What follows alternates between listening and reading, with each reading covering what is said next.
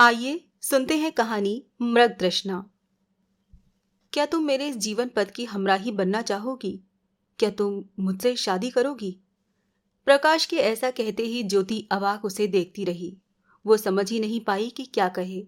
उसने कभी सोचा नहीं था कि प्रकाश के मन में उसके लिए ऐसी कोई भावना होगी। उसके स्वयं के हृदय में प्रकाश के लिए इस प्रकार का ख्याल कभी नहीं आया। कई वर्षों से दोनों एक दूसरे को जानते हैं। दोनों ने संग में न जाने कितना ही वक्त बिताया है। जब भी उसे कंधे की जरूरत होती, प्रकाश का कंधा सदैव मौजूद होता। ज्योति अपनी हर छोटी से छोटी खुशी और बड़े से बड़ा दुख इस अनजान शहर में प्रकाश से ही साझा करती। उन दोनों की दोस्ती गहरी थी। जब जब ज्योति किसी रिलेशनशिप में आती तो प्रकाश को बताती, और जब ब्रेकअप होता तब भी वो प्रकाश से ही दुख जाहिर करती। उसका ये पहला ब्रेकअप नहीं था, लेकिन दिल तो इस बार भी टूटा था। हाँ, दर्द जरूर थोड़ा कम था। ये सब जानते हुए प्रकाश का आज इस तरह शादी के लिए प्रपोज करना उसे उलझन में डाल गया। वो अपनी कॉफी खत्म किए बिना और प्रकाश से कुछ कहे बिना ही ऑफिस कैंटीन से अपने चैम्बर में लौट आई। प्रकाश ने भी उसे रोकने की कोई कोशिश नहीं की। ज्योति विचारों की गिरह में उलझने लगी थी। मरुस्थल के गर्म रेत पर चलते हुए ज्योति के पैरों में फफोले आ चुके थे। मृग तृष्णा की तलाश में वो न जाने कब से अकेली भटक रही थी। जिस अमृत रूपी प्रेम का वो रसपान करना चाहती थी, वो प्रेम उसे हर बार एक विष के रूप में मिला। बचपन में माँ को खोने के बाद लाड़ प्यार को तरसती रही। सौतेली माँ का दुर्व्यवहार और दबाव इतना था कि पिता भी उसे दुलार करने से डरते। ज्योति का सारा बचपन माता पिता के स्नेह से वंचित रहा। फिर जब उसे जिंदगी को अपने ढंग से जीने का अवसर मिला, वो आंखों में रंगीन सपने लिए इस महानगरी मुंबई में आ पहुंची। यहाँ उसे लगने लगा कि उसकी सच्चे प्यार और जीवन साथी की तलाश जरूर पूरी होगी। लेकिन जब भी उसे ऐसा लगा कि उसने अपना सच्चा प्यार पा लिया है, अगले ही पल वो प्रेम वासना में तब्दील हो गया। यूं आज जब प्रकाश उसके सामने एक सच्चे प्यार के रूप में खड़ा है, वो क्यों उसे स्वीकार नहीं करना चाह रही? कारण शायद साफ था कि अब वो टूटना नहीं चाहती।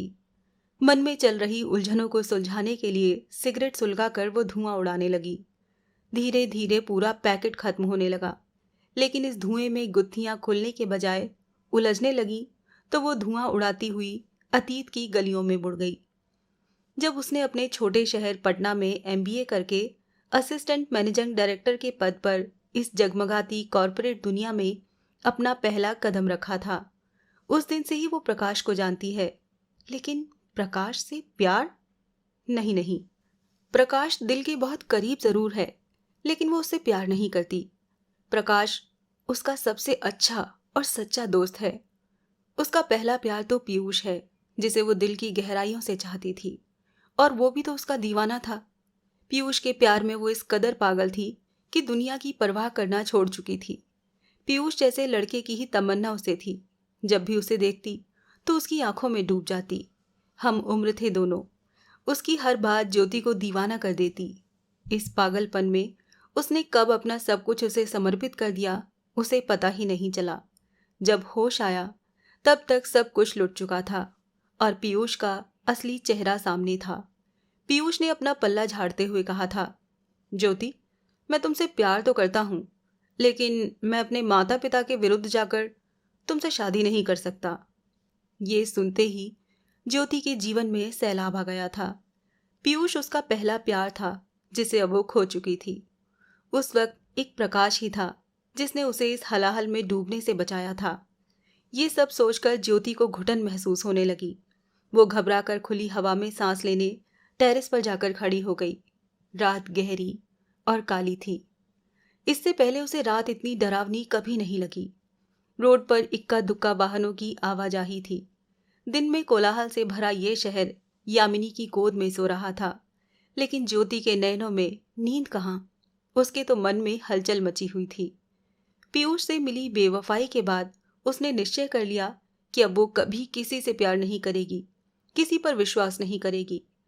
अपने इन्हीं विचारों के साथ जब वो आगे बढ़ चली, तभी उसके दिल के किवाड़ पर आयुष नाम की दस्तक हुई और एक बार फिर उसने अपने दिल का दरवाजा खुले मन से खोल दिया।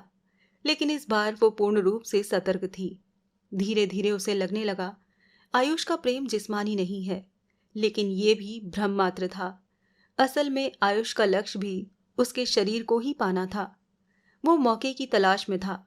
ज्योति जब उसकी असलियत से रूबरू हुई तो दोनों के रास्ते जुदा हो गए, और इस बार फिर दिल ज्योति का ही टूटा। हल्की हल्की ठंड लगने लगी, परंतु ज्योति टेरेस पर ही खड़ी रही। उसे याद है किस तरह आयुष से ब्रेकअप के बाद अवसाद ने उसे अपनी गिरफ्त में इस प्रकार जकड़ा था कि वो सिगरेट और शराब में अपने आप को डुबोने लगी। इस वजह से ऑफिस में उसका परफॉर्मेंस ग्राफ गिरने लगा। उस वक्त भी प्रकाश ही था जिसने उसे इस परिस्थिति से उभारा। तब उसके मन में प्रकाश के लिए सम्मान और बढ़ गया।